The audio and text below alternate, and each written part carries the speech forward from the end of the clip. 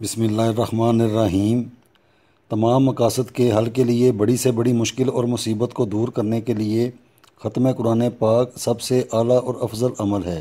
یوں تو مصیبت کے وقت لوگ گھروں میں ختم قرآن کا اہتمام کر لیتے ہیں۔ اللہ سبحانہ تعالیٰ کی رحمت سے امید ہے کہ اس سے بھی ہزاروں نحوستیں دور ہوتی اور ہزاروں الجھنیں سلجھ جاتی ہیں، لیکن اکابر سے ختم قرآن کی ایک مخصوص ترتیب کی بہت تائید ملتی ہے۔ امام احمد دیربی رحمۃ اللہ تعالیٰ علیہ اور شاہ عبدالعزیز محدث دہلوی رحمۃ اللہ تعالیٰ علیہ نے اسے نہایت مجرب قرار دیا ہے۔ ترتیب یہ ہے کہ صاحب حاجت ایک ہفتے میں خود پورا قرآن پاک ختم کیا جائے۔ اس عمل کا آغاز جمعۃ المبارک والے دن سے کیا جائے۔ بروز جمعے کے دن سے آغاز کیا جائے اور سورہ فاتحہ شریف سے شروع کیا جائے اور سورہ المائدہ شریف کو پڑھ کر ختم کر دیا جائے۔ بروز ہفتہ سورہ الانعام سے آغاز کیا جائے اور سورہ توبہ شریف پر مکمل کر دیا جائے۔ اتوار والے دن سورہ یونس شریف سے شروع کیا جائے اور سورہ مریم شریف پر مکمل کر لیا جائے۔ پیر والے دن سورہ طٰہٰ شریف سے آغاز کیا جائے اور سورہ قصص شریف پر مکمل کر لیا جائے۔ منگل والے دن سورہ عنکبوت شریف سے شروع کیا جائے اور سورہ صاد پر مکمل کر لیا جائے۔ بدھ والے دن سورہ زمر شریف سے آغاز کیا جائے اور سورہ رحمان شریف پر مکمل کر لیا جائے۔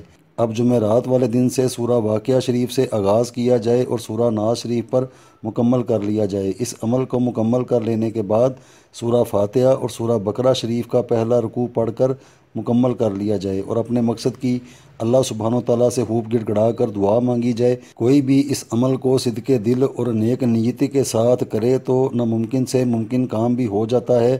بہتر تو یہی ہے کہ روزمرہ کی جتنی مقدار پہلے بتائی ہے وہ ایک ہی نشست میں پڑھی جائے، لیکن اگر کوئی ایک نشست میں نہ پڑھ سکتا ہو تو 2-3 نشستوں پر تقسیم کر کے پڑھنے میں بھی کوئی حرج نہیں۔ اس سے عمل میں خلل نہیں آئے گا۔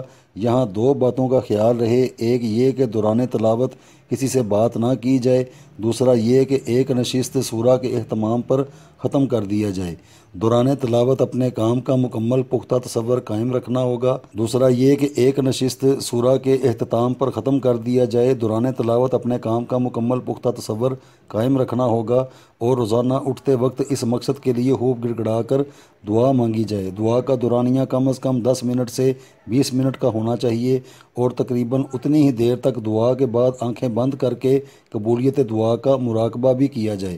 مراقبے کا مطلب یہ ہے کہ آنکھیں بند کر کے دل دماغ پر 15-20 منٹ تک اس تصور اور یقین کو پختگی سے جمائیں کہ آپ کی یہ دعا قبول ہو گئی ہے اور بند آنکھوں سے اس کی قبولیت کا مشاہدہ کیا جائے۔ مثلاً آپ کسی مارکیٹ میں کوئی دکان خریدنا چاہتے ہیں، کسی وجہ سے وہ آپ کو مل نہیں رہی، آپ کے پاس رقم کم ہے، مالک زیادہ قیمت کا تقاضا کرتا ہے، کوئی تیسری پارٹی رکاوٹ ڈال رہی ہے یا کوئی بھی وجہ ہے، تو آپ مراقبے کے دوران آنکھیں بند کیے چشم تصور سے یہ دیکھیں کہ آپ نے وہ دکان خرید لی ہے، اس کی مکمل رقم ادا کر دی ہے۔ اس دی گئی مثال کے طور پر کوئی بھی کام ہو، کوئی بھی حاجت ہو، اس کو اس مکمل یقین کے ساتھ پختہ کر کے کریں، فلاں کام ہونا نہیں بلکہ ہو چکا ہے اور ہمارا رب ہم پر راضی ہے۔